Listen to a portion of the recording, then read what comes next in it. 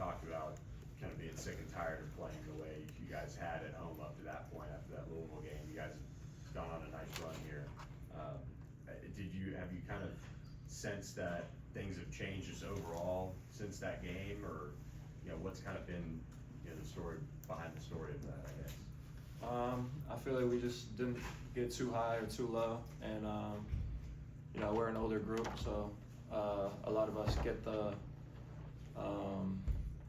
seriousness of the bigger games, having to pull those out for March Madness bids. So I think we just been going as hard as we can in practice, paying more attention to detail and scout, and kind of just, I guess, wake up, I guess, is all that happens. Matt, when you find out that Cement can't go tonight, do you take it upon yourself to maybe get even more involved in terms of rebounding, play a more physical game? How does that impact your approach going into tonight? It hurts not to have him because he is a big presence down there on both sides. But we still have other bigs like Jarrell, Johan, Keon. So I kind of just go about it the same way. It just try to get in there as much as possible. Just sometimes, it falls in my hand when the 7-2 guy's not on the court. Chuck, just what were you feeling tonight? 20 points, get free throw line, and everything goes well. Just what were you feeling overall? Nothing in particular. Just letting the game come to me, letting it flow. I felt like we had a good flow in the second half offense. I wasn't forcing nothing there, trying to put up anything. Just letting the game come to me. You guys held their 3 guards to 13 for 43 shooting and 5 for 25 from the 3-point line. What was the key to your approach with your perimeter defense tonight? Well, we knew they were kind of a heavy guard team, so we had a lot of emphasis on that in practice, just keeping them from getting in the paint. We knew they really weren't trying to shoot threes. We know they were capable, but that wasn't really what they were looking to do. And I think we just had great attention to the scout and executed the way we wanted to. You guys were both kind of involved in the spark that kind of led to you guys taking the lead and pulling away in the first half. That layup, I think, with 6 minutes left to kind of break the drought, and then Chuck hit a 3. Just what's the conversation like, and maybe the huddle kind of leading up to all of that when things aren't going well offensively, but you guys find a way to make something happen? Well, I think we started the game off pretty flat, but like you said, we're older guys, kind of experiencing that, so we didn't get too high or too low. We just kept playing, and I think we've shown offensively we're good for a 15-point outburst at any given second. So we just stayed grounded and just let it come to us. I guess for you and the guards, what does it do when Sumet's not out there? I know there's a lot of stuff you guys are able to do with him in there. How much did that change, and then just kind of what did you see from kind of the trio of bigs that picked up the slack?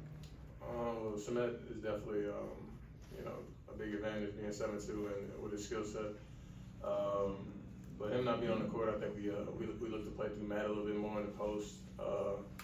And then if they showed they wanted a heavy gap and maybe go double him, we got shooters all around. That's all it means. It's better spacing for Matt to get his ISO in. But I think whatever group on the court at any given time, we're pretty comfortable with going to war with that 5 on the court. Matt, Cal's coach was talking about how 45 minutes before the game tonight, he realized you all didn't have Cement, and you guys found out that they didn't have Madi Sissoko.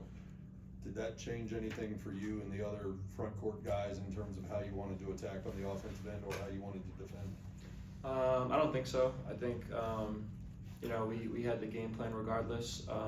It does help when they don't have their starting center in there, but I think at the end of the day, we have our plays that we were prepared to do with him in there. So without him in there, we didn't think that it probably work even better. So. Matt, you've recorded your 6th double-double this season. Do you feel more as if teams are building a game plan around you as you did in previous years?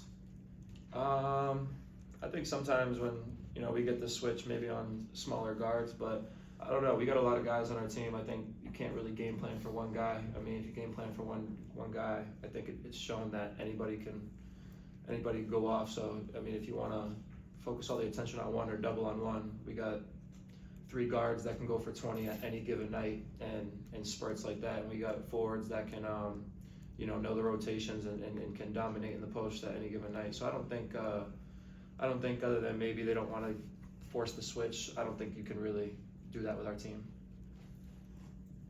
Coach Enfield was talking about how you guys have played a lot of very tough games recently with North Carolina State and the 2 Virginia games. How much of that toughness is simply the maturity that you guys talked about as being a veteran team, or is it a matter of just coming together with 10 new guys finally getting to know each other and gel, or what do you attribute that toughness to that's carried you through some of these recent close games?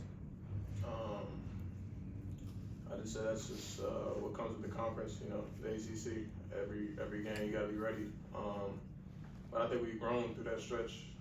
Obviously we had some defeats through that, but I think as a team we kind of matured, and now we feel pretty battle tested that there's not much we haven't seen at this point in the season. So. Anything else? All right, thank you.